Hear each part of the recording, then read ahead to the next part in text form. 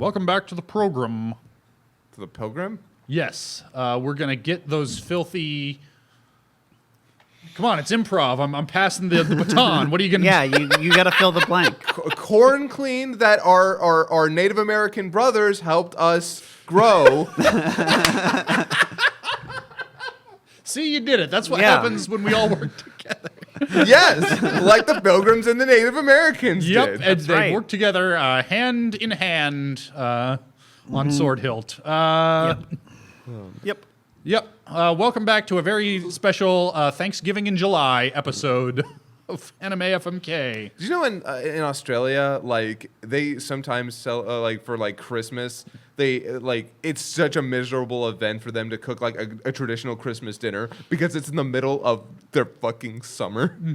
Do you know the toilet goes? The toilet water actually comes out of the toilet in Australia. Yep. I thought that was France. No. That's because Australia was settled by French engineers. Frengineers. Frengineers. You It's have the to new have Disney term, Frengineers. They thought Imagineer was not progressive enough. We're all friends here. Exactly. Except we might not be friends after today because it's our season indie day in which we go back retrospective, talk about all the things that we watched this season and how we disagreed about them. For example, Comic Girls. That was a show that we... Yeah, let's jump right into this shit. I actually forgot we were going to do the whole thing. Oh, I forgot. Yeah. Oh, my God. Kieran, did you watch any more Comic Girls after we cut it off the list? You were the one who was like... I can't remember if I... No, yes. I watched the next episode because it was the beach episode. No. Beach episode was the one we killed it on. Whatever, I didn't watch it. No, you totally did. You even told me. I don't know if I did then. I don't remember. I disliked Comic Girls. I don't know if I made that clear enough that it's a bad show that hurt me to watch in the eyeballs. Yeah. I'm sorry. It also hurt my pregame partner who was pretty not happy about it. And I remember having a lot of things fondly to talk about with that show. I loved its comedic timing. I thought some of the art and animation was on point.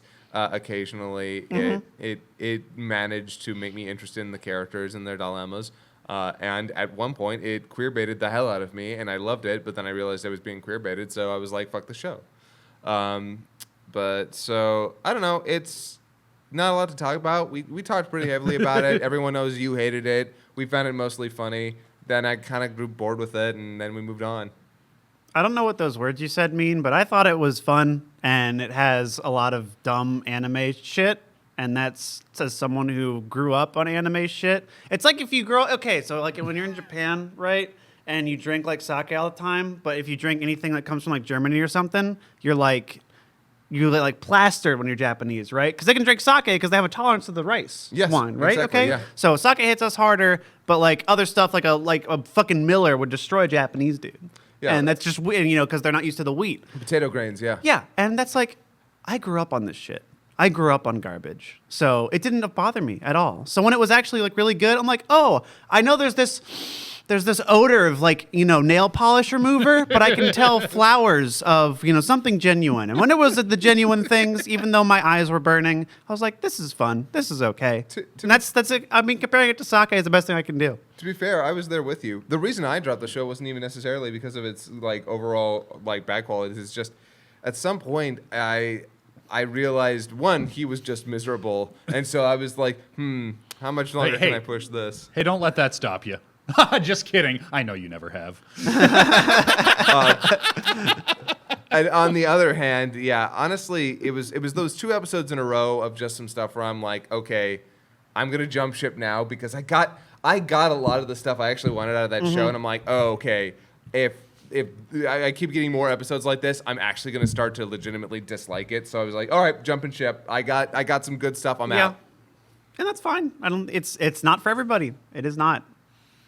Yep. Speaking of things that aren't for everybody, let's flip that script. Sure. Oh, Let's talk about Wotakoi. Oh my Oh. God, y'all are dumb and stupid. Yup, Wotakoi's I know. absolute dog shit. Then you tweet at me like, they Oh, it referenced was Kaiji, so it's good now. Aren't you a fucking toddler? Do you want a fucking lollipop? You got a flavor that you like, now it's good, right? No, I still had to get the doctor's finger up my fucking butthole. I didn't want it, Scott. I don't want the fucking finger up my butthole, Scott. I said no. I said no in the back, and I said no now. Wotakoi sucks. Wotakoi sucks balls. I fucking hate it. it was just one finger. Could have been two. Could have been 2, could have been 3, but I get 2 lollipops, it'd be fine.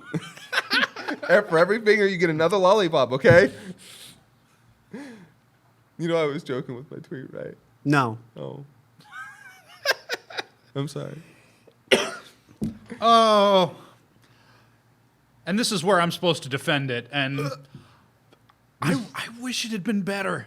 That's what it actually comes down to, is every week it would give me just barely enough to go, next week might be the one. It might turn it all around. Yeah, But- and then I swear to God, we had people on Twitter and in the comments telling us that, dude, after it died, it actually got better. And I'm like, That's every show That's what we they kill. all say. yeah, that is what they all say. In fact, every person says that. I don't know. I don't think Wotakoi was garbage like you do.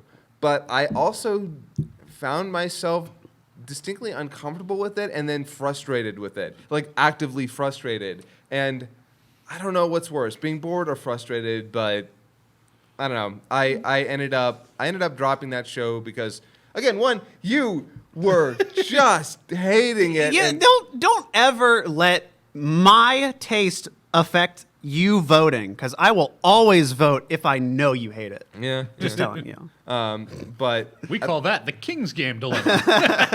oh, can't wait for the fuck buddies this year. But meanwhile, I just found I wanted that show to be good too, because there were jewels in there for me. For me, I was like, I loved the main character's relationship. I loved how it was developing. I loved the little glimpses we saw of that development. And while it's how do I put this? Its quirks drove you up the wall to where, for me, I got my giggles, I got my chuckles, and I actually kind of felt like I understood. Because the finger at the butt doesn't bother you. You know what? You might be onto something there. I don't know. I thought there were charms to it, and when it hit for me, it actually hit pretty hard, and that's why putting that dot down was difficult, because I'm like, it was becoming one of those shows I was dreading watching. See, that's usually what, like, if it's hard for me to put into words, when I save a show for last, not because I'm expecting good things out of it, but because I'm like, okay, I guess I'll finally get this out of the way. Like, that's a show that's a sign that show needs to go. Yeah, I think part of it for me too was that it was our only romance show. Oh this, yeah, this season. we were hoping for another MMO junkie. That's what I was hoping for too. Yeah. I can't remember what I said, but I'm thinking back. I'm like, I feel like the first few episodes were fine, at least to me. I was like, I get it. I hope it gets better, but I understand it. Yeah, but I don't know. Even as a worse MMO junkie, like I think relationships are interesting to think about and to talk about. So even when it did it badly, it would at least give me enough to like use that as a jumping off point for let's talk about this shit. Yeah. You know, that's a good point. I like the fact that these sorts of shows, that romance shows, make you talk about relationships. That is an interesting topic. Everybody always has a slightly different perspective on it. And yeah, I think that's one of the reasons that Wotakoi was interesting, because it made you talk about, like, so how would you go about this? Well, do you think this is healthy? Do you think it's unhealthy? Yeah. That's neat. But you know what? I think you might have had a little bit of a point, though, that these felt more like a collection of tropes of people rather than actual people.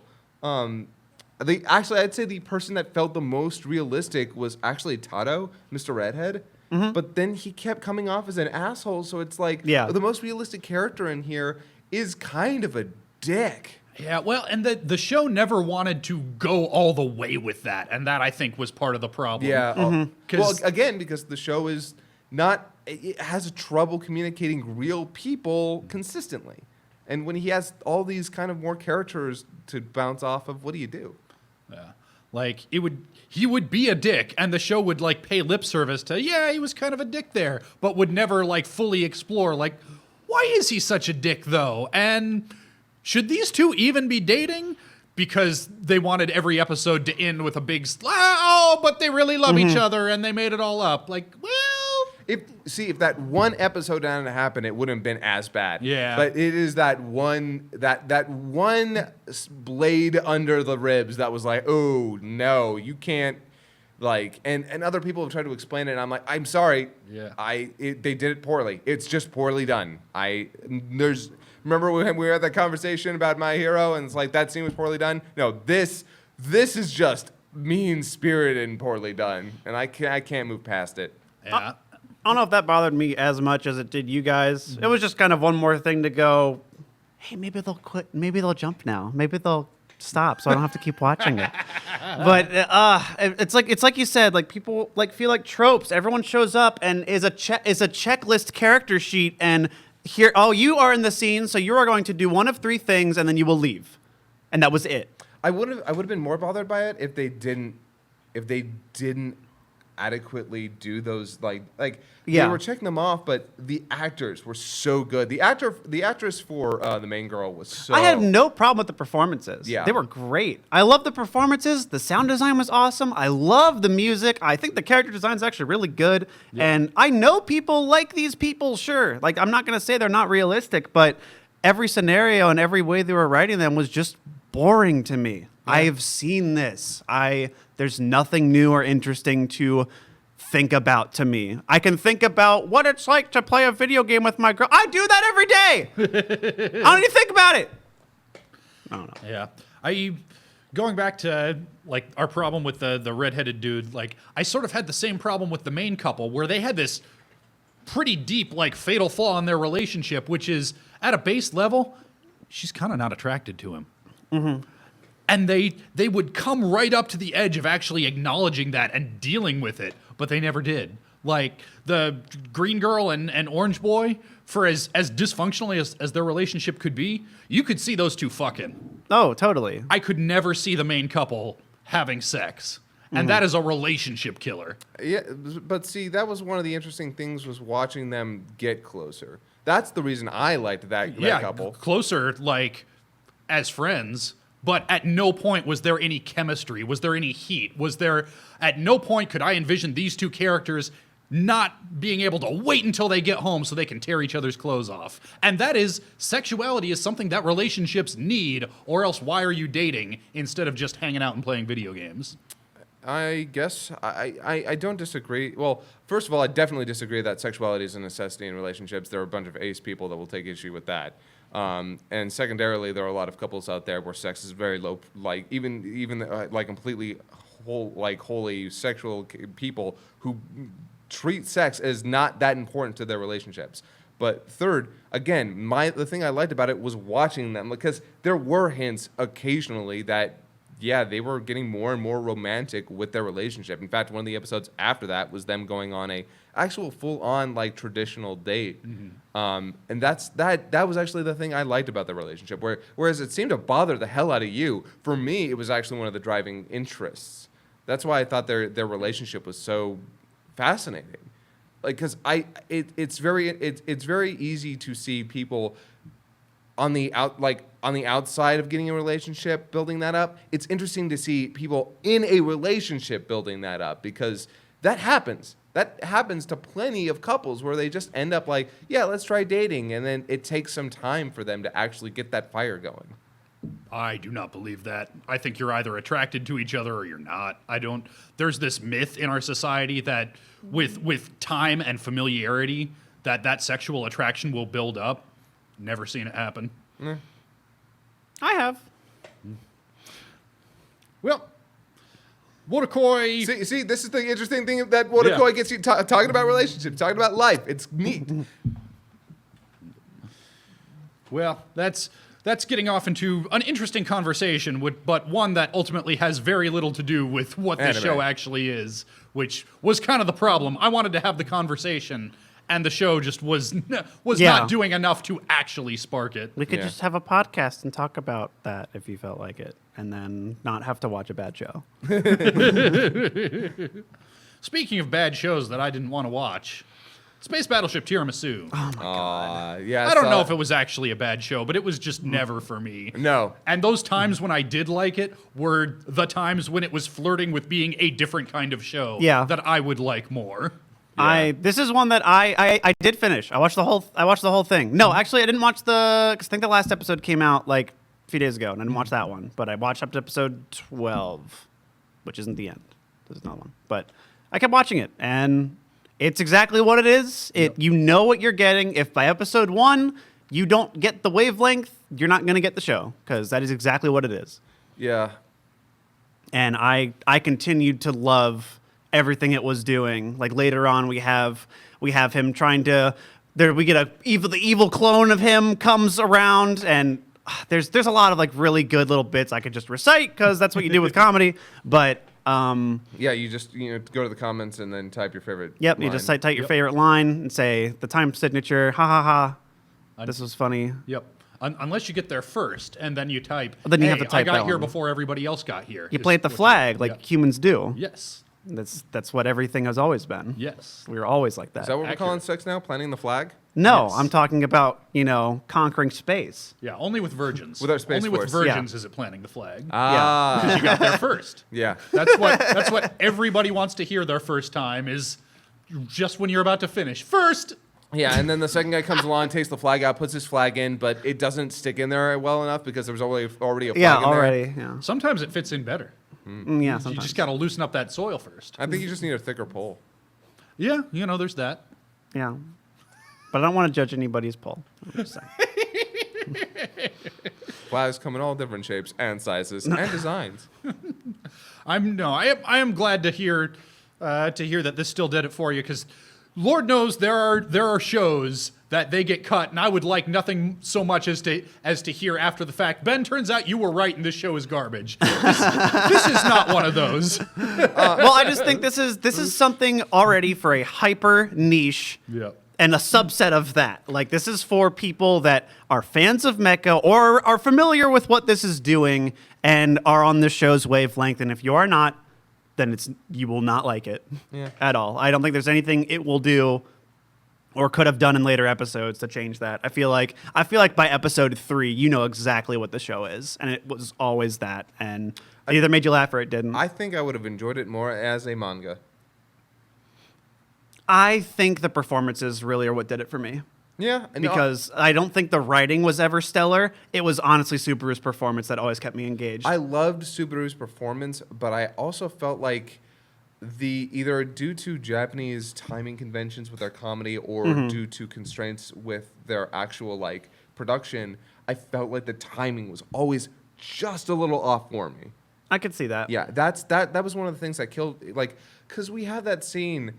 I remember just getting so hyped about Subaru's brother. Yeah, And then the character he actually was. I was like, that's great. The fact that Subaru's evil brother ends up being a total doofus, just like the biggest incompetent jackass. Yeah.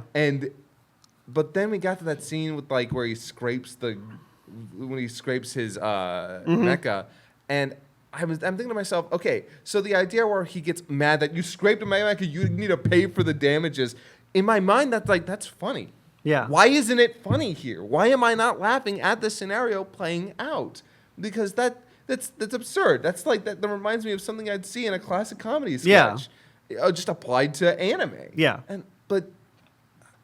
I wish it was easier for me to explain why these scenarios that I knew were funny didn't work. I mean, I could 100% tell you why I hated the whole thing with the robot, like his whole personality. You know, he's actually a total a bad robot. And he's rude and he frames Subaru, and I'm like, I can tell you why I hated that, because it just felt like stock and old. And I'm like, this joke is not funny. Yeah. But there were other jokes I knew should have worked for me, and they didn't.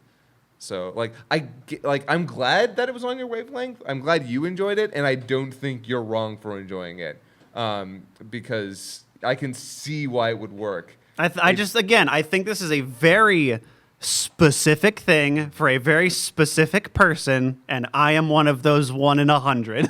Remember, I got the jokes. I think, yeah, I think you understand it, but it's also you have to, because like again, I'm willing to meet the show when it puts something down, and it might not give me a slam dunk, but it throws me the ball, and I can catch it. Yeah. And so I get what you're doing, and you are screaming with enough conviction that I can tell you're having fun, that I will meet you. It honestly reminds me of a lot of why I love early abridged shit, because it is one person screaming or doing something stupid, and I can tell they're having fun, so I will meet you. I know what you're trying to do. Oh, don't get me started on an earlier abridged shit. G Gundam Abridged was one of the funniest goddamn things to me, and it got me. G Gundam Abridged from Curtis Taka is what got me into abridging. Like he was the one I was like, wait a second, all the things he's doing, I could do that. I know how to do that, and I could probably do it better. Yep. And I feel bad saying that. Like I could do better than Taka, but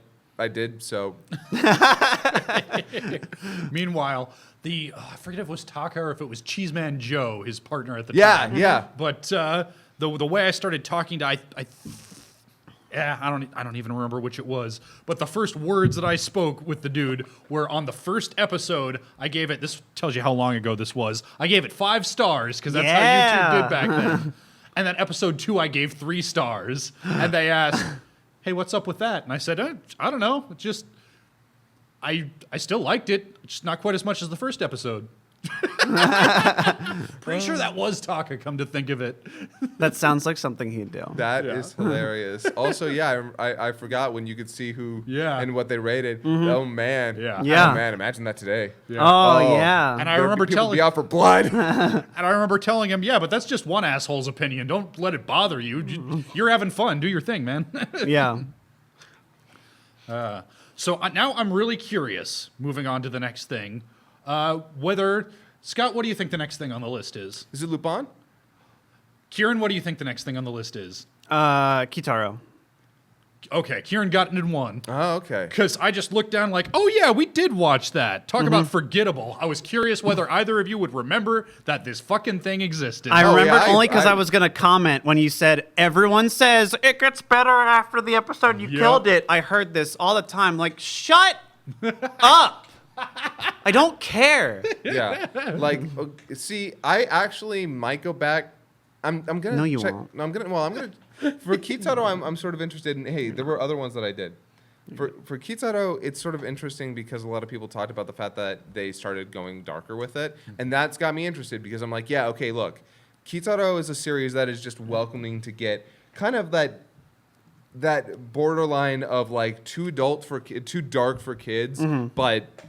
Like, I love the idea of getting spookier with it, getting darker with it, having some real stakes. That was one of the things that kind of just killed Kitaro for me. I'm like, wait a second. So you're saying that all she needed to do was say these one words the moment she entered that room, and this whole drawn-out battle could have been nixed from the start? And there's the problem, because getting darker doesn't fix that. Doesn't fix the clumsy, lazy writing. Yeah, also, it was clumsily and lazily written. You are 100% right. Yeah, which is sad, because that first episode, it's rudimentary. It's simple, but it's not dumb. Yeah, it's not, fine. Yeah, it's fine.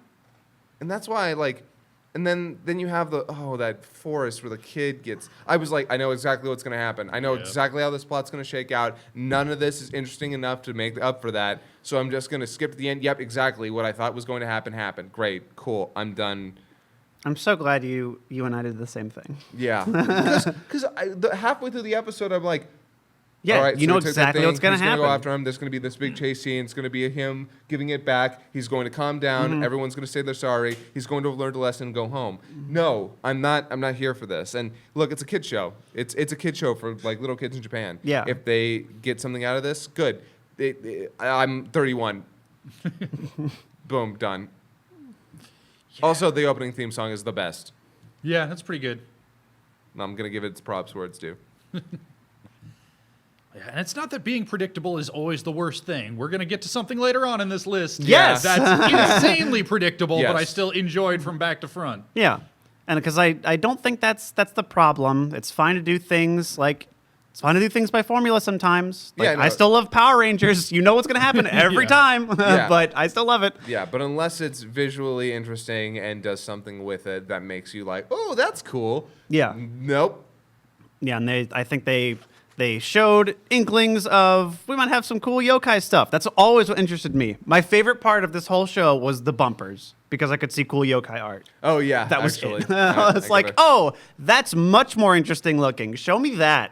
I want to see this hyper realistic giant skeleton looming over a town of cartoon people. But, Yeah. Lupin III Part V. There we go. the So- show's great. I've actually been watching it Yeah. after the fact. I didn't watch last week's episode because I had to watch My Hero this morning. My week's been tough. Okay, so I'm going to be 100% honest with you. They did 2 Red Jacket episodes in a row, and that was a mistake. Oh, really? Yeah, like the next one, because the idea was they gave Goemon his own episode, and it's weird and awkward and not bad, but also That's too bad, because that was the one thing that was making me think, I don't know, should I kill it this week? Because Goemon episode, that sounds cool. Yeah. yeah. Then he's got some cool stuff going on, but he doesn't get to go full Goemon, and that's the big problem. It's like, oh, you didn't allow us to get like the best, like the Goemon that we got in that previous arc was like so cool and so awesome, and just I was hoping for more of that, and no, we got Red Jacket Goemon. Only I don't know how to describe it to you. I wasn't a fan, but I will say this: the current arc has brought Ami back.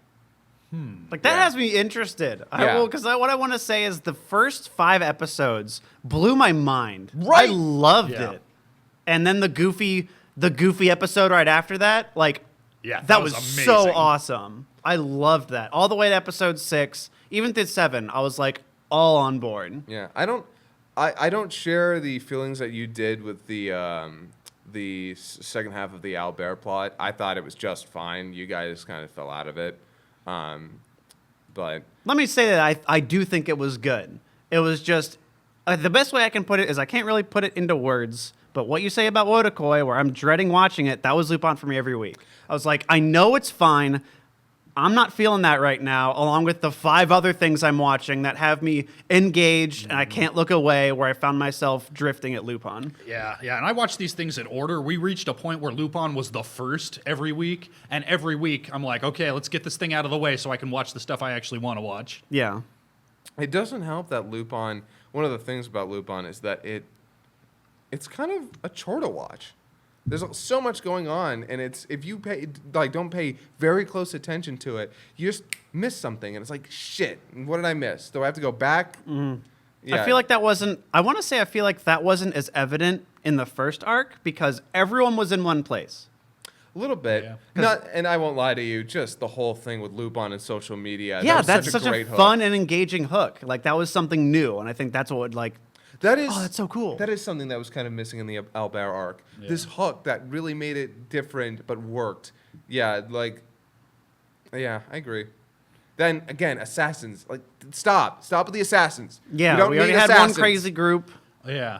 You know, if they made an arc that was actually about the crazy assassins, I could get into that. But they keep on just like throwing it on top of whatever the plot of the arc is. Because we need Jigen and Goemon to do something as Yeah. well. Yeah, just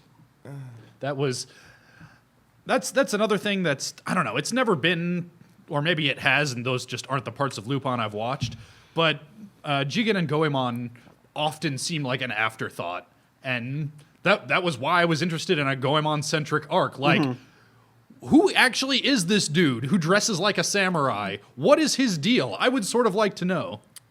Green Jacket goes into that. Like, Green Jacket, oh man, the introduction of Goemon is so different. It's a weird show. It's a weird show. Speaking of weird shows, Sword Art Online Alternative Gun Gale watched that. Online. We watched that. We we did.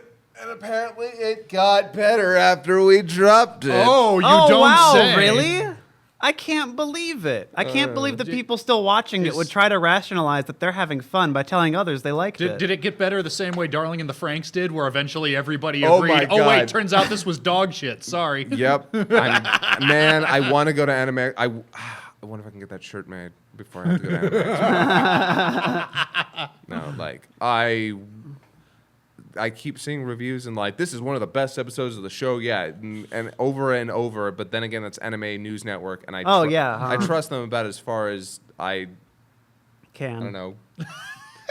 Blank them. I'm trying to think of something incredibly heavy around here that I could not throw. Tyler. Yeah, me. Thanks, I love you. I love you too. No, it's like I understand. I actually understand the people who like Sword Art Online, Gun Gale Online. I get it. I was 12 once. It's There's a 12-year-old born every day. 9-year-old actually. And 12-year-old. There are poor mothers out there. I just don't. At some point, there was a disconnect. Like I need my human beings to act like human beings, and if you're going to elevate them a little bit, that's fine. I like my comedy, but this is not the realm that I can deal with like too much elevation. When Len is okay with the idea that her friend is possibly a potential murderer. And then it's like, we have to save her by playing this game. That's what? the thing. Like, it never felt like they were intentionally playing it for farce. Yeah. If they had been, like, Hinamatsuri, that's what they deal in, is exaggerating everybody for comedic effect, and it works because it's for comedic effect. Here, I was never sure whether it was that or just bad writing at any given time. I think it was supposed to be a little bit farcical. Like, that's what people Yeah, were I think telling so. me. People were telling me, like, oh, it's supposed to be kind of a meta commentary on Sword Art Online. I'm like, okay, if that's true, if that's 100% true and that was effective for people who watch Sword Art Online, I hated that and I never watched it, so I don't... Yeah, you know, Tommy Wiseau claims that The Room was intentionally comedic, right. too. I don't believe his ass either. Yeah, I have trouble... I had trouble connecting, like... When I started to connect with Len in episodes 1, 2, and 3, I actually was like, hey... I kind of get it. I understand like where she's coming from, and learning more about her thought process of why she plays this game is neat.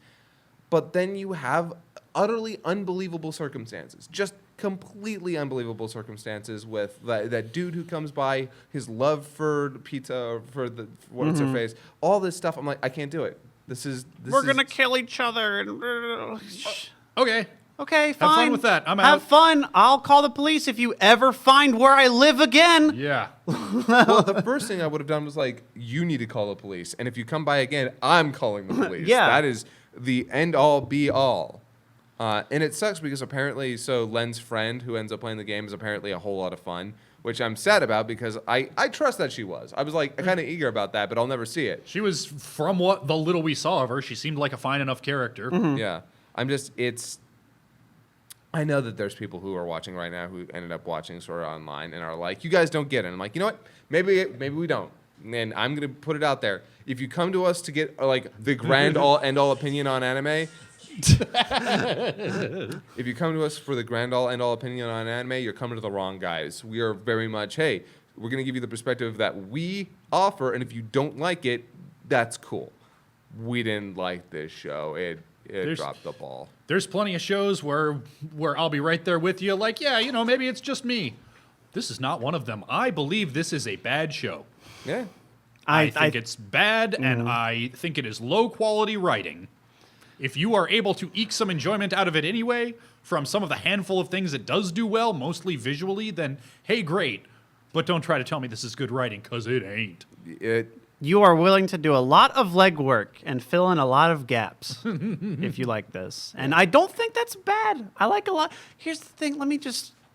I like a lot of things that are bad. Yep. It's okay to like things that are bad. It's okay to make mistakes, you know? It's okay to like bad things. You don't have to pretend everything you like is great. That's all I'm saying. Yo, I'll go back and watch some OG Voltron. Dude, right. And I will still love it every bit as much as I did when I was 8 years old.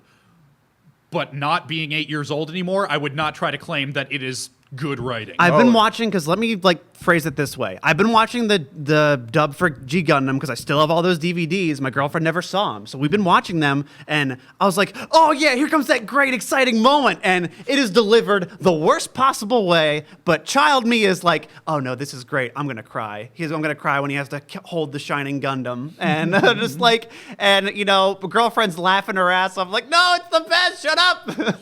And but it's like, I know it's bad. I know the script's terrible. I know the writing's awful. I know the Funimation dub's bad. I know Faulkner tracks are bad. I still like them. Oh, okay.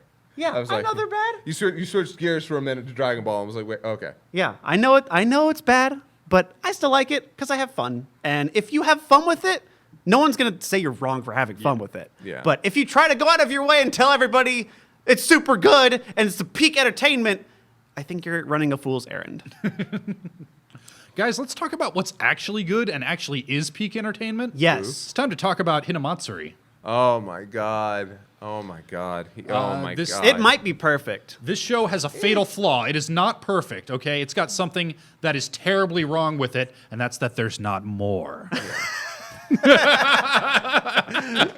I will say it inches close to being perfect this season. Like, there's just I cannot believe how much I laughed at an anime. I know. That's what keeps blowing my mind, is how Yeah. much I laughed at this. Like, I've laughed at anime before. I've chuckled. Inwardly I'm like, oh, this is great. I love this.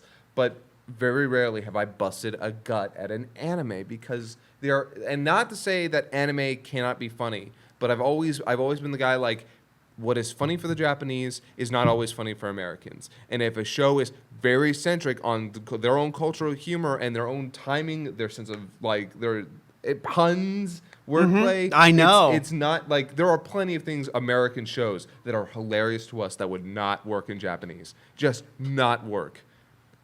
Yeah, the amazing thing is not that humor doesn't translate, it's that it ever does. Mm-hmm. And here we see just top-notch writing, timing, animation, delivery that is across the board so goddamn good. I don't know what to say about the show that we haven't already gushed about it. Wasn't this the director's first thing? Oh, whoa, my God, was it? I can't remember. I will have Tyler, do you know? Because I know he was a storyboard artist. Let me double check that. Yeah. I think it was something like that for Megalo Box. Yeah, I know it is for Megalo Megalo Box. I can't remember if he also did anything for Hinamatsuri. Regardless, Yeah. This is a show that knows exactly what it is, and every element of this show is working to accomplish that goal. Yeah. The animation, the color, the colors, so good, and they're so vibrant, and they're so toned down in when they need to be. Like every scene we had with Anzu and being homeless, much more dull color palette with everything, and it's so interesting. Yeah, the design for the show in terms of just all of it, all of the visuals lined up so incredibly well. It just knew how to set a mood with the lighting, with the timing. Every scene at the bar. Oh my, yeah. No, the lighting in the bar was perfect. You know what? I'm just gonna name a random joke. One of my favorite in the show, just by how well timed it is. It's when they kick Nita out of the bar because he kicked out Hina and yells out to the one Yakuza kid grab me some salt, right? And then just that quick shot of her going to the threshold, throwing the salt down. Yeah. It's so funny. It's just in and out, done. Yeah. Yeah, it's great. Anime has a problem with lingering. Yeah. With being like, isn't this funny? Isn't it funny? Aren't you laughing? No. Yeah. Hinamatsuri only lingers when it's awkward. Yeah. And that was wholly to its benefit. There's so much Western humor that goes for I know, awkward humor yeah. that fucks it up royal, or at the very least, I cannot get on its wavelength. The fact that something Japanese is able to do that, maybe because they use it sparingly enough. If that were its the core of its humor, maybe it would overplay its hand. But here, I feel like this was if you like Edgar Wright films, you'll like Hinamatsuri. Like, I don't think that's a far stretch. I It's- feel like the timing and how outlandish everyone is, but how you still love the characters and know exactly what they're doing. I wouldn't say Edgar Wright, but I get what you're like saying there. It's so. Because it feels so Western to me. I don't know who else I could think It of. doesn't feel like a goddamn anime. No, it doesn't. None of it feels like an anime. It doesn't fall into almost any of its traps. Yeah. It's nuts like that. It's just incredible to see a show that is not interested in your tropes. It's not interested in sexualizing the girls. It's not interested in like lingering on the comedy for the sake of like making it funnier. It cuts when it knows when to cut. It gives you what it wants, then it pulls back. It's so good. And God help me, it also handled its emotional stuff with I know. surprising weight and care. This is a show that would have me laughing, and 5 minutes later, I'd be crying. Anzu, and you know what they did the right thing with its characters where it didn't try to have its cake and eat it. No, it didn't try to eat its cake and have it too, because they made sure that no, Anzu, she doesn't do this shit. She's not like Kina. She isn't like all these other kooky characters. She is put in a rough spot and has to change, basically restart as a person. And no, we're not gonna have her be like awkward and crazy and wild. She's a little girl who's That's something that a lot of comedy also gets wrong, is that they're afraid to be earnest when it's needed. Yes. Yeah. Everything has to be cloaked in this cynicism, and this show can do that. Yeah. Like Otako, that's her whole deal. But when it's time to get into that real shit, like, yeah, let's feel some honest emotion here. Yes, and that's, maybe, you know what? Looking back on it, maybe that's why the Hitomi stuff kind of bothered me in that one episode. Like, I felt like there was a place for earnest emotion, and it felt so mean-spirited, it was hard for me to get past it. Like, maybe I was hoping for something a little sweeter for her, but then again, part of Hitomi's whole thing is that she needs to get up the gumption to tell everybody to fuck off. So. From what I have heard about the manga, don't get your hopes up for it. I saw that too. Is there a season 2? There's It's- been nothing announced. They've Oh yeah. Do you know? I looked it up. Nothing about season 2. Sorry. Yeah. He does everything he's directed has been like girly slice of life stuff. Oh, okay. And another thing he directed from this season was the what was it, pre-derby, the horse girls racing idol anime. Wait, Really? Yeah, wait, He directed that too. Fuck! Now I gotta watch it. See, the Pretty Derby thing, like, I remember when we talked about that because we watched the first episode. I remember that was not bad. The Pretty Derby thing was not bad, but it also felt really awkward. Like there was something missing to that show. It's based off a mobile game, I think. So Oh. it has So you no know soul it's to good. begin with. Yeah, exactly. Okay. I really should go back and check out what the hubbub was about that show now that the season's over. Maybe Yeah. it was good. Maybe I should watch it. But that first episode left me with like very little to like. Well, Scott, you said earlier that what can we say about this amazing show that we haven't said already? I know one thing. Hinamatsuri, will you marry me? Do we do this now? Yeah? Oh yeah, we do it. We Did- do it when we. Oh, get a I new thought we were show. doing it at the. Oh. No. No, no. Oh fuck! Did we already pass yours? No. No. Or we do you didn't. I didn't even thought about it. Oh, shit. Shit. Yeah, to be fair, I didn't think about it until you said it, but we haven't passed mine yet. So Fuck. actually, I haven't given it enough thought. I forgot. I forgot we were doing the whole season. Yeah, that's when we do it. I've been working on episode 60 of DBZA like nonstop lately. You'll Scott, to why have forgive you been me. working on 16 when you could be thinking about anime? This might be the FMK where I cry. You know what? I'm kind of in a tough spot because since I didn't go into this, Hinamatsuri is totally like in my like if I have to choose a wife, I'm kind of in a hard spot now. Shit. I mean, if you guys need until the end of this episode to think about it, you don't have to lay your cards down right here. But Yeah. I've thought long and hard about it. It was this or Megalo Box, and I love both of them for such different reasons. But I had to come down on this side because Because it's just so goddamn Yeah, good. You know I what? know! After thinking about it, I'm sorry, but Hinamatsuri. How about a polyamorous relationship? You down for that? You good for Polygamy that? is illegal. Not allowed. We make our own laws here. I'm actually having a look at the Mal what came out this season because I'm like, there's only like 3 good shows I Well, all right. Is this? Are we finally going to get the coveted harem award, or? Thank God there's 3 second girls for each of us.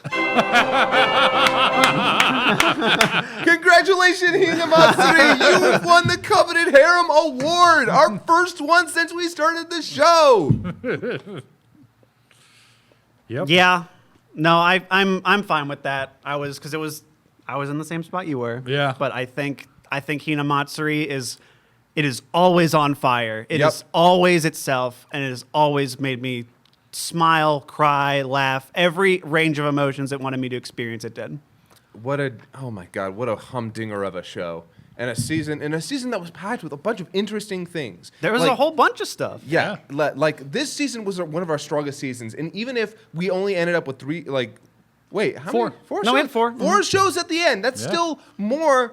That's pretty cool. Yeah. I think that's more than we've ever had. Yeah, I think the 2 previous seasons we've had 3 by the end. Yeah. And meanwhile, we're still watching My Hero Academia on the side, Yeah. and I watched Yotsuiro Biyori, which if we can give like one small segment to that, I'd like to Yeah, talk about let's. that. I think this is a good because the next 3 that we have on the list are the ones that we have new episodes to talk about. So yeah, let's that's take a good. moment here to talk about anything that any of us watched that the other 2 did not. Starting with Scott. Okay, so yeah, Yotsuiro Biyori, or Rokuhodo Yotsuiro Biyori, is a show about 4 hot dudes who run a tea house in Japan. Very, very classic style. And it's... I was worried about the show when I first started watching it because it's very low stakes. All of the episodes are about your relationship with food, really, or an atmosphere that a restaurant can give you. And when I saw that first episode, I was like, there's no stakes. This idea is going to run its course really quickly for me. And what I found out was that this was the show that I went to when I wanted to just sit back and have a nice little story, a nice little emotion, like get into the emotions that you feel. Because I love food. I love food. It's what I spend a lot of my like extra income on. I don't buy a lot of video games or hardware or like I drive a Hyundai Accent. I don't spend my money on a lot of crazy stuff. So I'd like to try new food, and I love to do it with people. That's what this show is kind of all about. It's delicious food, sweets specifically, and 4 great 3.5 great characters. Because I won't lie to you. If you watch this show and you have to ask who the best boy is, you might have a hard time. If you want to ask who the worst boy is, it's kind of a simple deal. And he's not bad, but he's also the character who kind of gets the least amount of like episodes dedicated to his whole stories. But it's such a cute little show. I recommend anybody who just wants something sweet and fluffy, but also not like too saccharine or No, this is sweet in like relationships between people and the development of your artistic integrity for like it's so nice and gentle and sweet, and it never raises the stakes so high that you're worried. Like it never is like, oh man, maybe their shop's gonna go out of business. No, it's oh yeah, this one guy who really loves, like the secretary is like in love with his editor. How is this gonna pan out? And I don't know. It's also like very funny, like incredibly great timing on its comedy. Its animation is always like B+. It never gets into that area of like, oh my god, this is gorgeous. But it's always just. It has one of the funniest jokes this season, and I'm including Hinamatsuri. I'm not kidding. Its timing and animation for its jokes are on point. So I highly recommend checking out Yotsuiro Biyori. I don't personally feel like I need to add it to the fuck buddies. Ben's been talking about maybe doing that because he had After the Rain, but yeah, if again light and fluffy, check out Yotsuiro Biyori. I wholly recommend it. Kieran, you watch anything not on the list? No, I just kept watching Tiramisu. That was Yeah. pretty much my extra thing. I kept watching Lupin, by the way. And again, Yeah. that's as a look again. Season's so strong that we always say maybe we'll watch more of it after it's killed, and we never do. Nope. This season we stuck with stuff plus our extracurriculars. Yeah. Well, I only watched one thing. I know Scott did too. Aggretsuko came out over the course of this season. Oh, yeah. Shit. Yeah, and I forget. Did you wind up watching that? I watched the first episode and I haven't finished it. Oh, yeah. But I Dude. loved it. Yeah. Oh man. It's fantastic. I'm sure it is. Yeah. I still don't know anything else besides the first episode. Okay, we won't Yeah, touch on the we'll keep it spoiler light, if not spoiler free. But Yeah. it's amazing. It's like the conceit of the show is just, oh look, it's cute Sanrio characters, but it's metal. That's the hook. By the end, it has something to say about work culture, which is like it's framed specifically as Japanese work culture, but it is applicable to the West. It is. There are certain things. Yeah, that there are certain things that yeah. are specific, but Aggretsuko, and this is not too big a spoiler. It's very early on. It becomes a running plot point.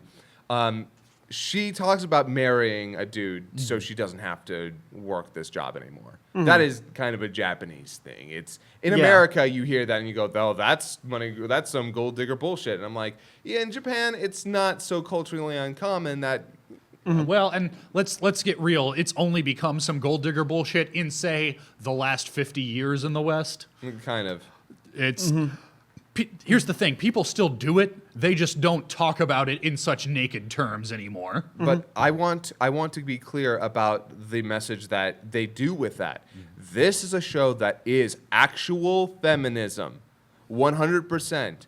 Like, this isn't about, a bunch of its fringe bullshit. This gets down to the core of, yeah, there are some shitty bosses out there who treat women wrong. But there are also women in the workplace that need to band together and work together. It needs to be a thing where they connect and help each other, and it's so good to see. Like, it's great because it's a message of, yes, sometimes you need help, but also sometimes you have to stand up for yourself. You have to be stronger. You can't let it get you down.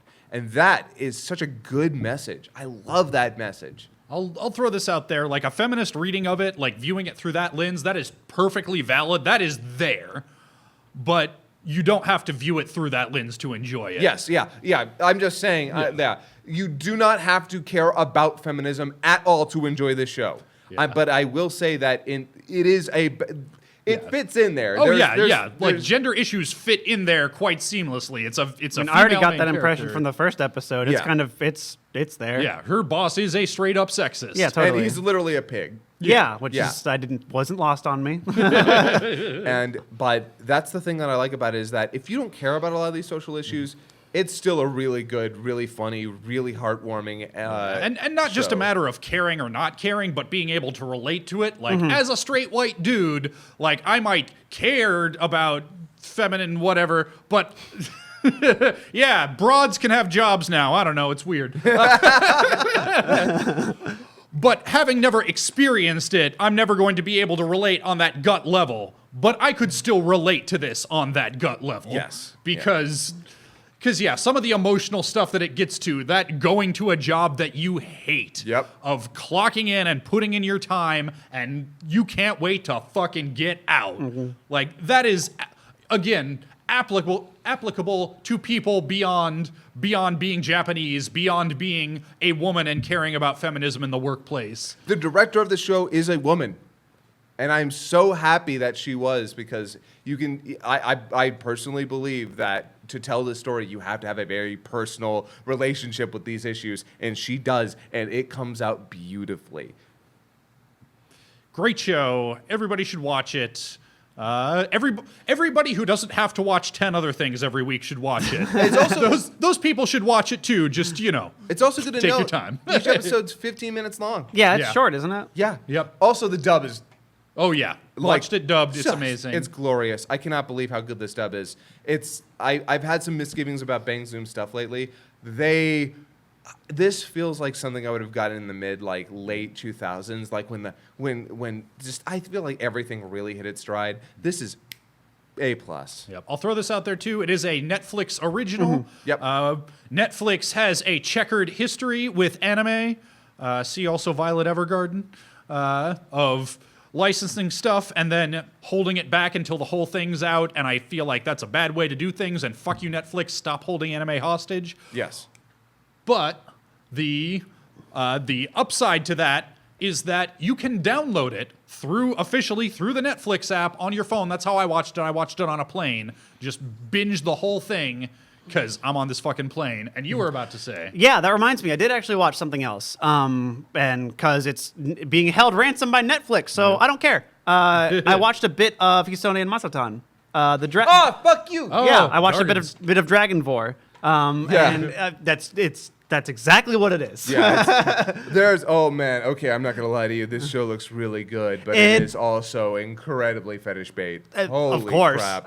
But That's this, a Studio Bones original. Yeah. yeah, it was. I didn't watch the whole thing, so because I was waiting. I was like, oh, it's almost season's wrapping up. We can wait till it's gonna be on Netflix. But we did catch a few episodes of it, and we watched about like 3 or 4, and. First episode, you know exactly what it is. Girl gets swallowed. She needs to be eaten by the dragon to pilot it. So she has to be inside. She's like, she wears a helmet that's like, okay, so you're in like a virtual cockpit. Now just reach out where it looks like the thing is, even though it's a fleshy little organ. Your visor will make it look like a flight stick, so hit it. And of course, it's all just weird, creepy shit. And, they play with it as much as possible. She has to get thrown up. She has to get pooped out. Like, yes, it is exactly what you think it is. It's just fucking Scott. But it's apparently really good. But it has, I think I'm a minority in this case, though, because I think it has a lot of charm with it. I do like a lot of the characters, and the premise is absurd. Who cares? Just whatever, figure it out. I've heard nothing but good things about it. Yeah, and that's why I think I'm a minority, because I think it ran the course and you already know exactly what the show is by episode 2. Because episodes 3 and 4 are just episode 2.5 and 0.6. Like the same thing, again, same punchline, same joke, same setup, and that's it. Like, you know what they're doing. Isn't this wacky? You have to get swallowed.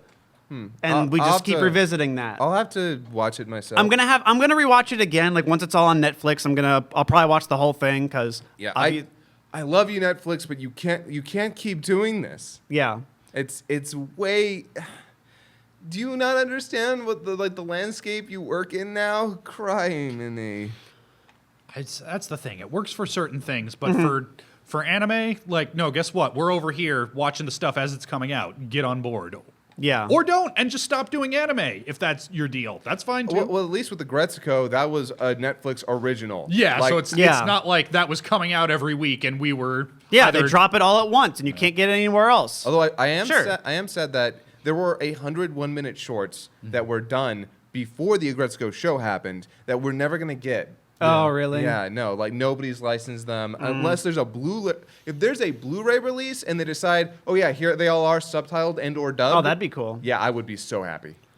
But yeah, Hisone Masotan it's fine. I'm a little lukewarm on it. I think it's fun. I do think it's really fun and engaging, but I was getting a little burnt out by like episode 3 or 4. But I'll probably go back and watch it again because my girlfriend was liking it.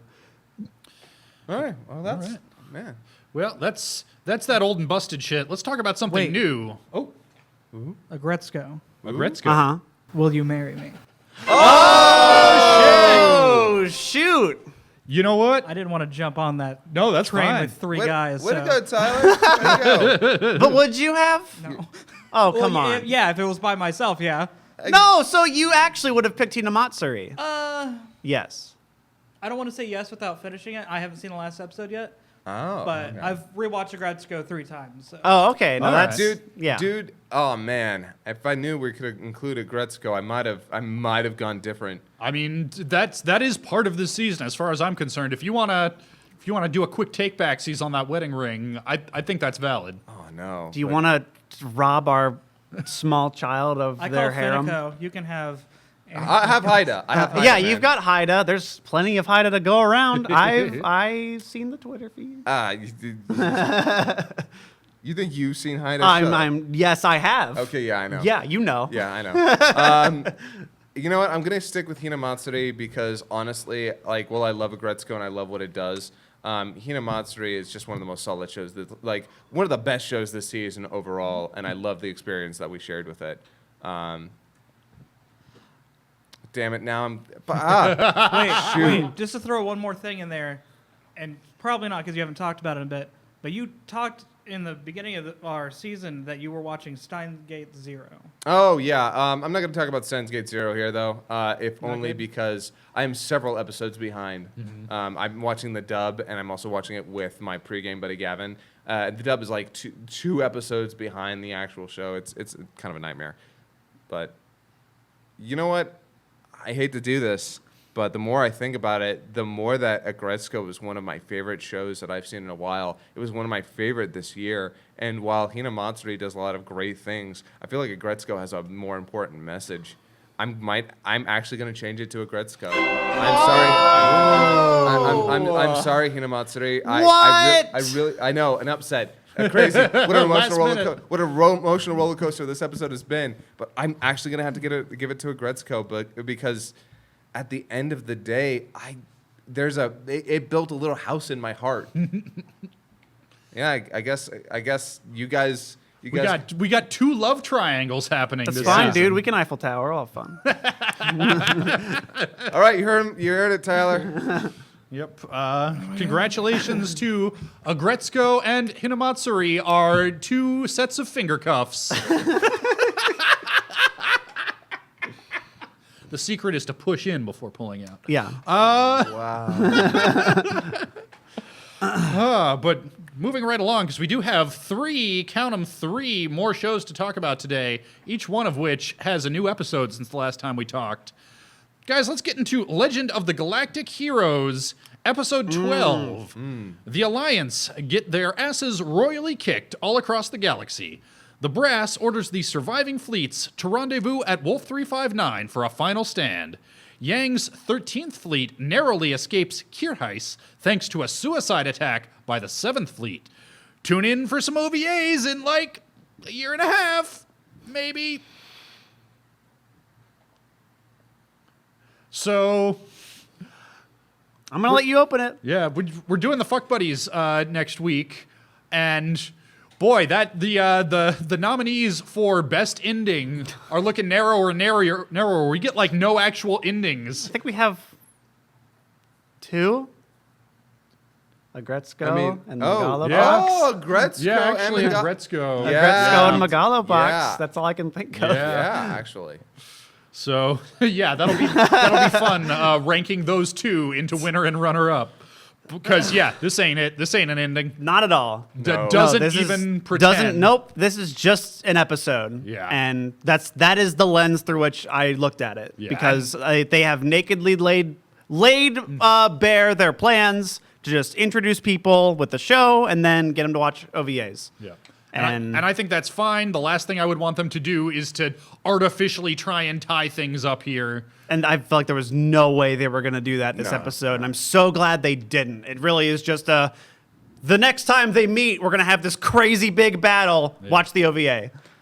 I don't know. So all that aside, let's talk about the episode. Yeah. Because I don't know what to talk about with this episode, if I had to be completely honest. I mean, much like the last episode, it was a lot of shit we already knew was going to happen, which is kind of what this show is. Like an episode or two of, so here's what we're going to do and here's how it's going to play out, and then an episode or two of, yep, turns out that's like the biggest surprise is the 7th showing up, while they're retreating. So they have this in that big long mirroring shot of yeah, and right. Kirheis, I loved it. By the way, I think Kirheis being sick is why Kirheis doesn't talk in this episode at all. Yeah, I noticed that. The Yeah. VA. But yeah, I mean, the 7th Fleet coming out of nowhere, that was pretty cool. I was like, oh, hey, yeah, like, what a great way to break the tension. This big old sacrifice to save Yang and his crew. I like that. I like big old military sacrifices. I also like that the show does not linger too much on the violence. It does not glorify the Battle of War. It shows you, and it's sad, it's depressing, and it's part of the drama. It's not trying to be like, oh yeah, look at these big awesome like explosions and people dying. No, it gives you some discretionary shots, and it's like, and these people are dead. They are gone. and that's good. I think that's effective for the show because if it wants to carry the weight of this big military conflict, then that's a good way to do it. Also, the shot of the guy like who takes his gun out. I was just gonna mention that. Yeah, that hit me particularly hard. Yeah, it's so beautifully animated too. It's just a small shot, but it's also very effectively laid. Yeah, it's not overplayed, but it's just enough to like. I think the words "oh shit" literally came out of my mouth. I was thinking it. This is a show that treats its audience with respect. It knows that this happened. You can fill in the blanks. We got to keep going, and I appreciate that. I think this served the pacing a lot better. So I think it's worth talking about because we're not beyond talking about audience participation in previous episodes where we might have had misgivings. So I'd like to talk about the FARC stuff here real quick. Yeah. Because it is. I know it's Falk, but I'm not going to stop saying FARC. No, it's fun. So as it turns, Hey man, I'm not going to throw stones about dumb nicknames for people. so rather unabashedly, the whole seizure thing isn't real. Yeah. Yeah. Which I'd already given the passive like it's probably not real. And then we have pan over to the other guy and where the other commanding officer's like he's resting. Yeah, which apparently was a reference to World War II. Yes, Which I didn't pick up, but I'm like amazed I didn't because I knew that. Yeah. Yeah. I actually didn't. Yeah, But me neither. I'll be honest. I did not know that. But that is one of those rare, well, actually, after the fact explanations that once I heard it was like, oh, that's kind of cool. I would say that is cool, but it's also super awkwardly presented. To where if you don't get that, it's like he's resting. This is weird and awkward. What? Yeah, well, I think it comes off more weird and awkward coming right after the seizure thing. Yeah. Which, yeah, I sort of knew it was fake, but also, what's his, like, for as short-sighted as this character is, up until now, he's not been a fucking idiot. Yeah. And this is the action of a fucking idiot. Yeah, this is not what you can't. There's no way that you can play this. You can spin this. That you can use this as an actual reasoning. Yeah, that's what you do to get out of gym class in 3rd grade. Yeah. Not to get people to agree with you in a military setting. Yeah, and also the show's better. The show is better than presenting that as it was. It didn't feel smart. It didn't feel believable. It just felt awkward and weird and a black spot on that episode. Moving into this episde, though, I mean that there's very little carryover. I just wanted to address that because it did color my perception of the show, especially in this last episode, where we get none of that. It's all very effective, politicking and military strategy, and also nice to see the fighters out there. I was just gonna say, we got our like X-wing dudes now. Yeah, very cool to see. I'm glad we got some of that, even though, so the animation in here, the quality of the animation is not bad, but it's also hard to follow these fights a little bit. See, I wasn't even trying. Yeah. It's just spectacle. Yeah. But I do like the fact that he comes back in there and he gets up in the mechanic's Oh face yeah. of That was a great you don't scene. understand. If you don't do your job, we die. And the mechanic's like, I understand. I'm sorry, but look, we haven't eaten or had anything to drink for for days. For it days. Yeah, it seemed like unlike days. you guys. And that's when Instantly, it's like, oh. yeah, and that's when the pilot realizes we are in this together, and we are obviously getting while we're risking our lives, these people are suffering. So he steps back and he's like, I'm sorry, but we need you to do better because we're gonna die out there if you don't.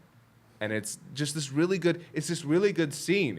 It's dirty, but it's heartwarming, and I like it. I like it. Yeah. No, I like seeing being reminded because that's what I kind of had a realization about was other mech shows. This is what I was thinking about watching this was all these other mech shows like Yamato. You get a bit of the commander's perspective, but you're usually the perspective of every show like this is the ace. You're always in the pilot's shoes. You're always seeing the guy out there risking his life for the machine, for the country, for the whatever, and he hates it.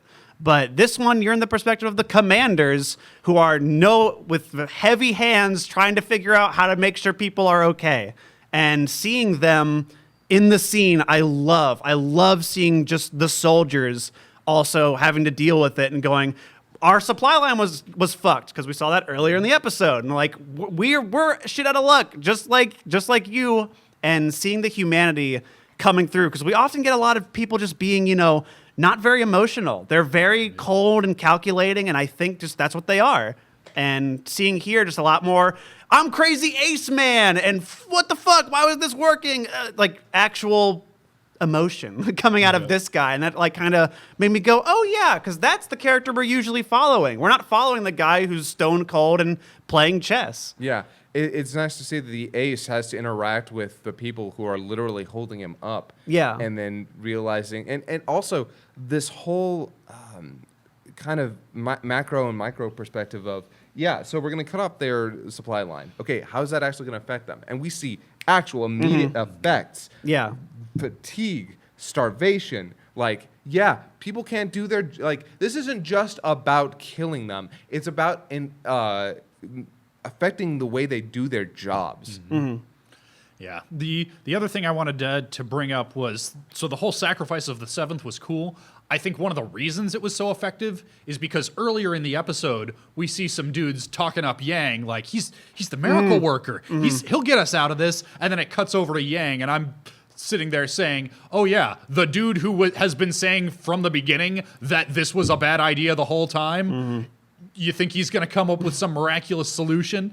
In any other show, yeah, he totally might have. In this show, no. This was a doomed expedition from the start, and this is the kind of show that's willing to back that up. But it's cool to see that not only do people have this, the people, we've seen this before in this military organization, some of the people have this hero worship of Yang. Yang will save us.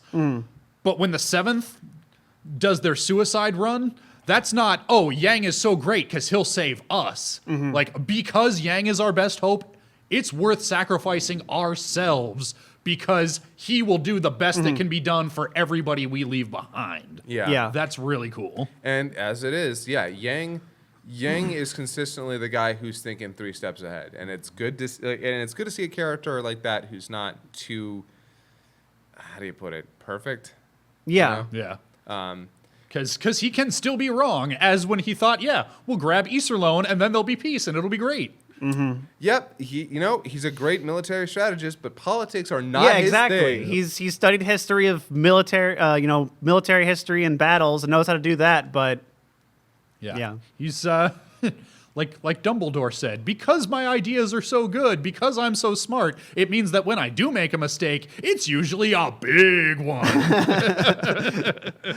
So it's great. I don't know. This episode kind of left me feeling a little hollow, actually, to be honest, though, because while I'm glad there were all these interesting things, by the end of it, I'm like, and now it's over. And, I don't know. I guess I'll wait. Mm-hmm. Yep. And I guess what I'm placing a lot in, because I've heard nothing but amazing things about this story, this now franchise, I guess. So it's something that I have very high expectations for. So while I might not have been blown away from this, I get it. And I'm seeing what people are talking about. It might not be the 70s show, which is all done in 1 billion episodes, but I like what this is doing. I love how much they're putting to make this look great, because it does honestly look stellar. Yeah, well, I will also wait for High Dive to get on my fucking Roku box so I can watch the 70s show, because I'm not waiting a year minimum for those OVAs. I want to see where this goes. But in the meantime, I really like this show. I'm sort of surprised by how much I like this show. That's not because it's perfect. It has problems, it has flaws, but I'm all up in it despite them. Yeah. I started this bored. I did not like this show all that much, and I was only sticking with it, if I had to be completely honest with you, because of the hubbub online. A lot of people are like, Legend of the Galactic Heroes is one of the greatest sci-fi of all time. And I'm like, that's a statement that you just made. So I can't say that it is my favorite sci-fi. It's not Mass Effect. But I can definitely say that I see where people are coming from. I see where where the love for the novels for the original show, and hopefully this show comes from.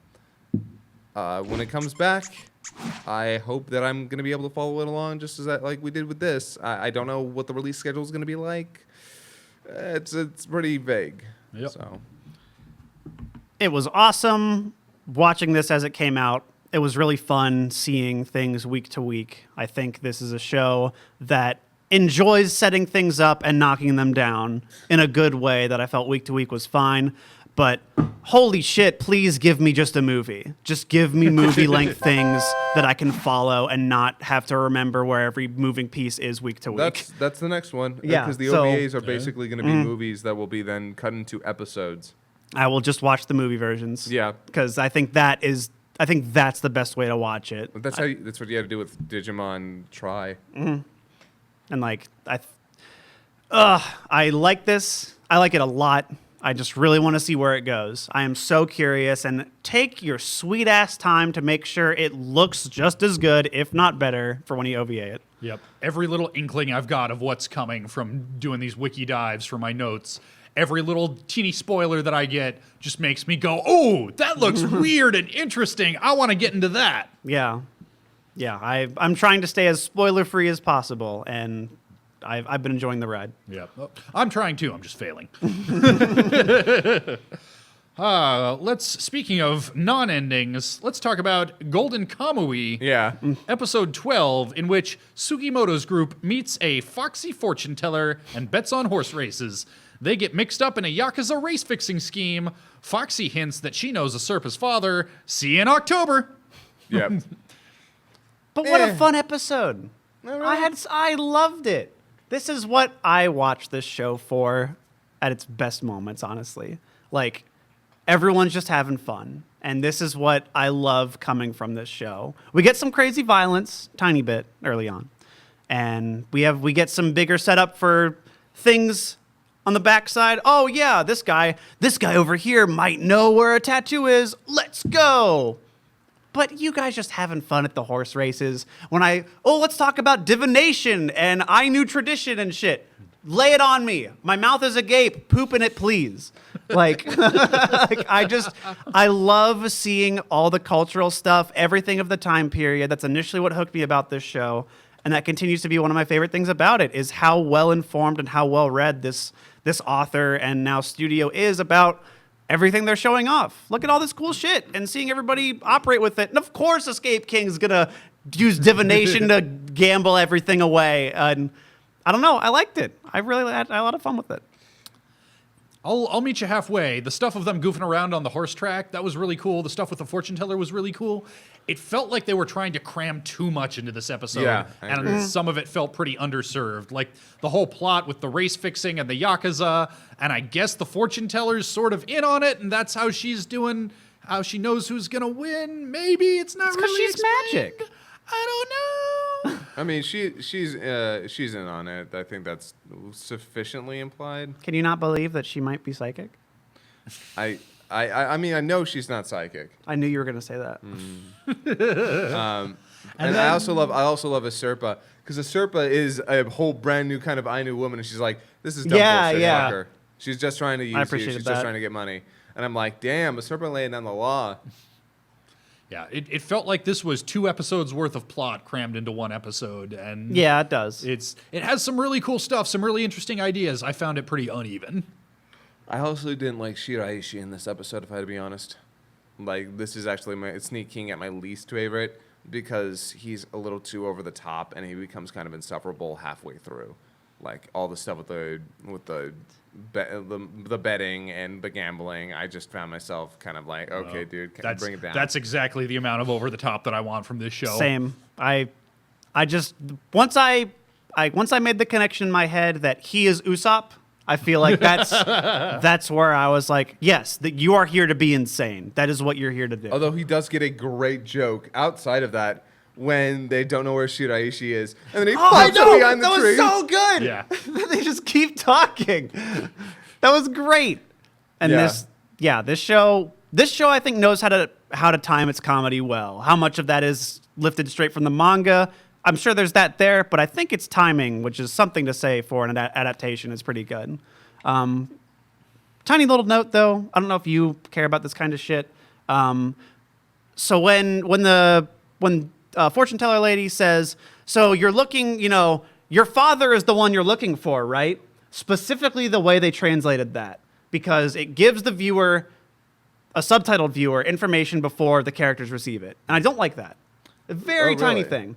Because so when she's saying, the way the Japanese would say it is they give you all the stuff and then the thing the at one the you're end. looking for, your father. The thing you're looking for is your father, right? Like that would be a better translation of it. But they say your father's what you're looking for, right? Yeah. So I already get the surprise that she knows about his father before I see the characters react. Yeah, no, And I hate that. Yeah. And it's such a tiny thing, but as someone who can read it and tell what she's saying in Japanese, I'm like, that would have a lot more impact with her giving the delivery of "Otosan ne." Like I'm like, oh fuck, she knows it's the dad. Yeah, and that could have easily been written like that. And it but could they have, don't. but yeah, it was just a very slight thing that I noticed this episode. And honestly, with a lot of the Crunchyroll stuff I've been watching lately, I've noticed some subtitle errors. That's either here or there, but at least Well, this episode I felt It's like almost was like they're warranted. cranking them out as fast as possible for our insatiable appetite. Yeah, yeah. They could go fix them later if they wanted. But they don't.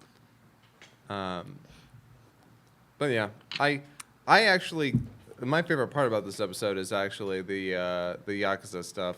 I love I love it. I love our Ainu dude going in there and like, you just want to win, don't you? Yeah, I'm gonna give you that win.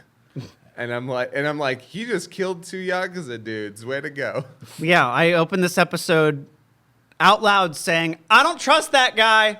Because I still don't trust Ainu dude. Nope. But after this episode, I'm like, okay, he's not all bad. Yeah, that was pretty all right. It's kind of interesting because he comes off as too suave. Mm-hmm. Like the reason I don't like him is, and the reason I don't trust him, and this is from a meta perspective, he doesn't fit with the group. Yeah. Yeah. He seems You're like, just waiting for the moment he's doing something. yeah. I feel like they've added a new crew member, and I'm like, you're not jiving, man. We've already got the Ainu girl over here. We don't need the Ainu dude. You're out of place. Itchy and Scratchy had a real good dynamic before you jumped in here, Poochie. His home planet needs him. But I still like this episode. I thought it was clumsy. This show is often clumsy. I still enjoyed it. Yeah, even at its clumsiest, it still usually offers these little nuggets of gold that are just good enough to bring me back to the show. No CG bears, but I'm gonna give it the eggplant. I will give this episode exactly 1 yen, which back in, what is this, 1918? Must have been like $10. Yeah, it at was least. like an astounding amount. Yeah. Apparently, it's worth 6 sake bottles Oh my god. for 1 yen. For one- Yeah, because they're using sen. Yeah. Well, I remember it's kind of interesting how money developed. And It's crazy. Yeah. Because it tanked after World War II, right? The yen? Yeah. Maybe. I think that's what happened. I mean, they had a post-war economic miracle. Yeah, right? Yep. And it lasted forever, and it was great. Yeah. And that's how they gave us Megalo Box.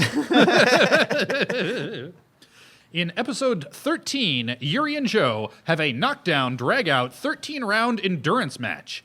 Yukiko does some masterful spin doctoring and sells the military on the integrated gear.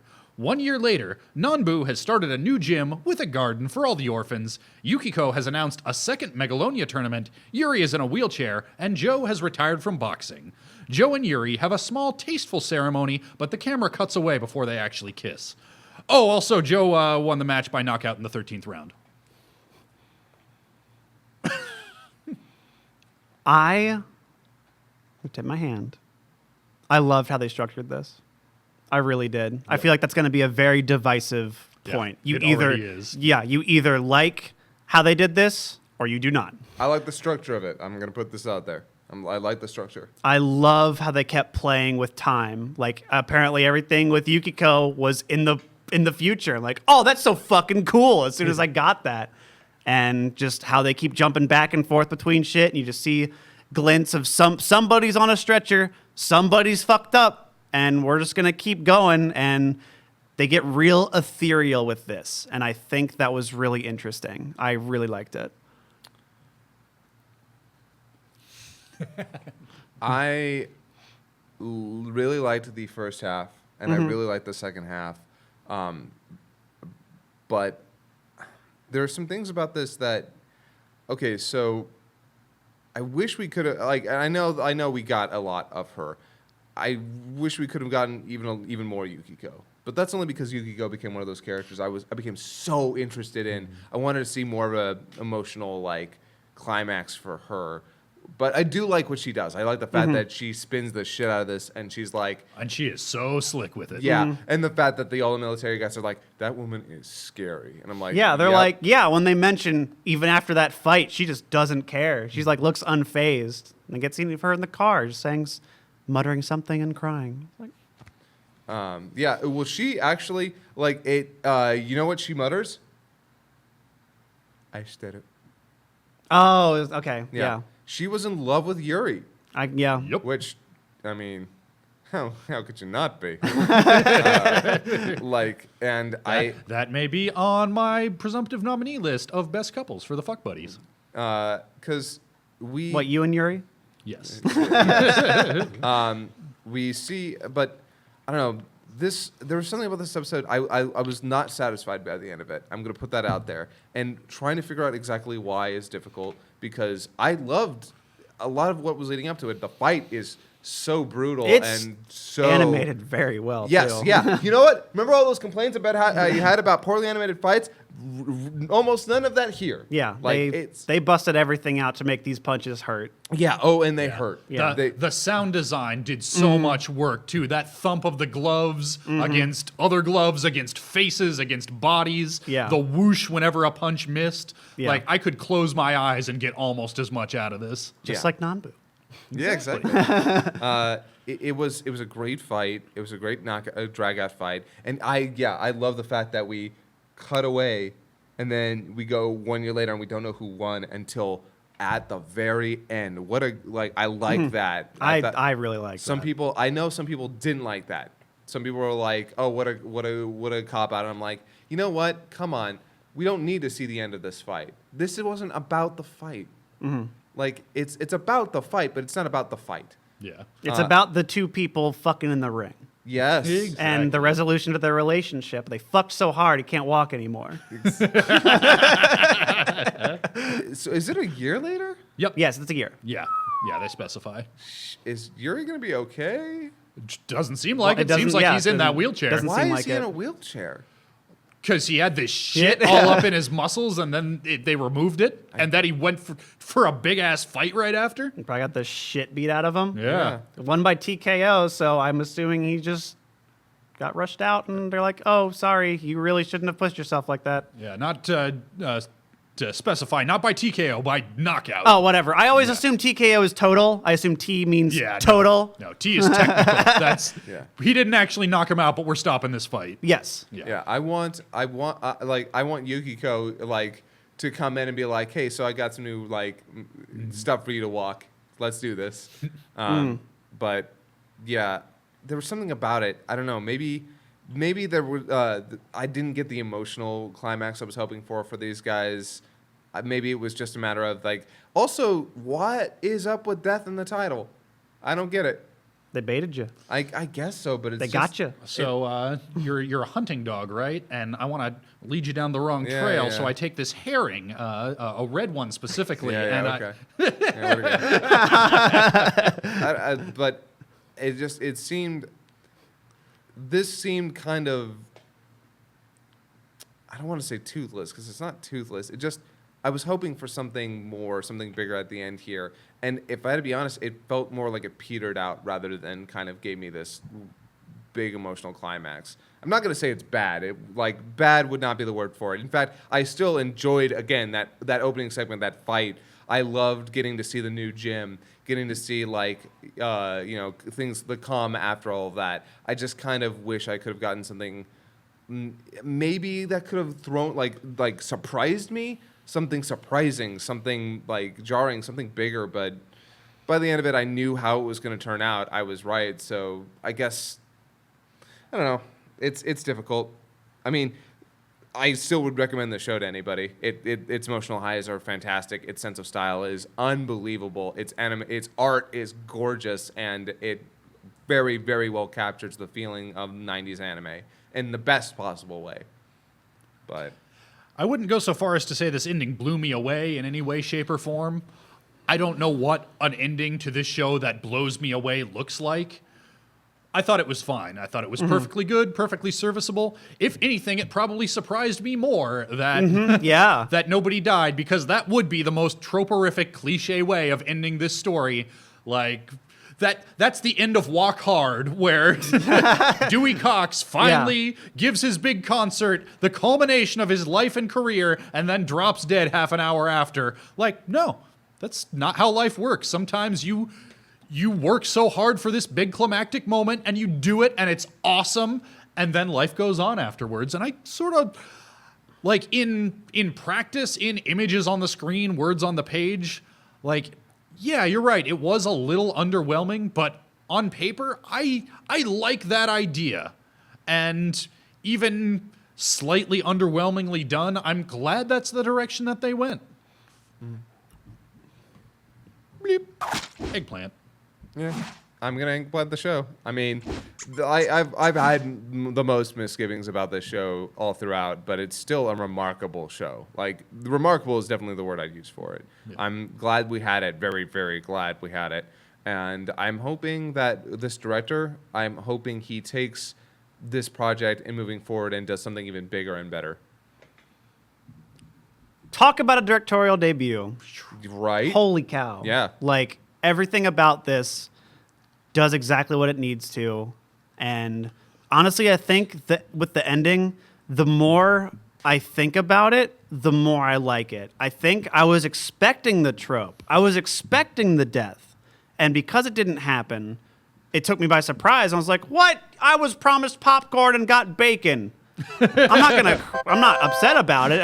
I wasn't expecting that. And I'm glad everybody got a good ending, honestly. That was pretty nice. Yeah, Metaphor of the season. Yeah. Put it down for the fuck buddies. I was expecting popcorn and I got bacon. I do like the fact that everybody gets a happy ending in this. You know, I think it would have gone against the spirit for something otherwise. There was a lot of hardship, a lot like giving up, a lot Teamwork shit, you know, man. Yeah.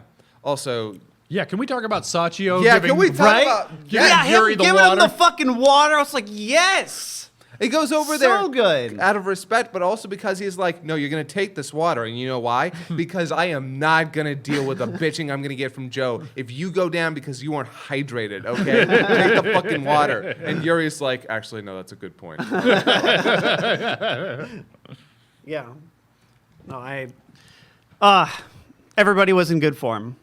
Nanbu was great. I like him having his hand on the ring and just feeling things out like fucking Daredevil. Nanbu is one of my favorite characters. Of I this was never whole expecting season. that, and he was great.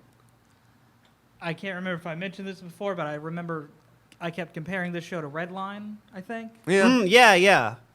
Director was one of the key animators on that. So That a makes lot of the sense. shot composition. Yeah. Okay. Yeah. Yep.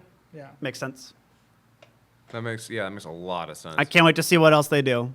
Yeah. Like, seriously, what a stylish fingerprint. Sadly, Like, nothing this season. This Yeah. next season. well, give him some time. Yeah. Make something cool. Apparently, he's working on specials. Yeah, That's cool. yeah. I'm there are down. specials coming out next season. Sure, I'll check them out. Yeah, I will certainly check them out. I don't know what else I would want them to do in this universe. I know. in I this don't. story. I'm not sure I want anything else, but I'll watch it. Oh, also, good to note, the OST is out. Yep. Oh, is it? Yeah. I need to that is what I need to purchase. Yeah. Like that Oh, is it is very good. If you could download that to my computer on my phone, that'd be a good start. But if you could put it directly in my veins, that'd be even better. I want to get a Tooth Tunes of the the opening rap. If I can Yep. have that, you know. I want it actually in my teeth, in my fillings at all times. Yeah. So instead of a cyanide tablet, it's the Megalo Box OST. Just click. Yeah. Yeah. That's Yeah. I would like it as liquid. I don't know if you guys ever watched Metalocalypse, but I would like it as liquid. Okay. Yeah. Well, that's it for this week. We will see you guys next week for some fuck buddies. Gonna fuck some buddies. Yep. And then Congrats to Hinamatsuri and Aggretsuko. Yeah. Yep. It was a tough choice between that and Megalo Box. Yeah. I was not prepared to make it, and I don't know. I wanna like put Legend of the Galactic Heroes up there, like bring it back when the OVAs are out. I feel like that would be interesting if we all watch them, you know. I mean, I'm certainly planning to, unless unless before then I get so deep in that 70s Yeah. series that I'm like, what? I can't go back to this 2010 shit. It's weird. I won't lie. After watching a bunch of the 70s stuff, it's actually a little hard to watch because I do love a lot of the visual flair that the current version gives. I know it's kind of bad to be like, oh, but the animation's so much better. No, I'm sorry. The visualization of the ships is actually really cool. I love that about this version. It's I like it a lot. I like being able to. It's CG. I don't give a shit. Now I can see 2,000 of them. That's awesome. So we'll see you next week. We'll probably see you the week after. I don't fucking know. Planning? What's that? Japan doesn't do it, so we're not gonna. We still don't know what's gonna be on the poll for next time. We're feverishly figuring it out. So stay tuned. You'll know when we know. See you guys later. and hopefully I'll see you at Anime Expo. Bye. Yay!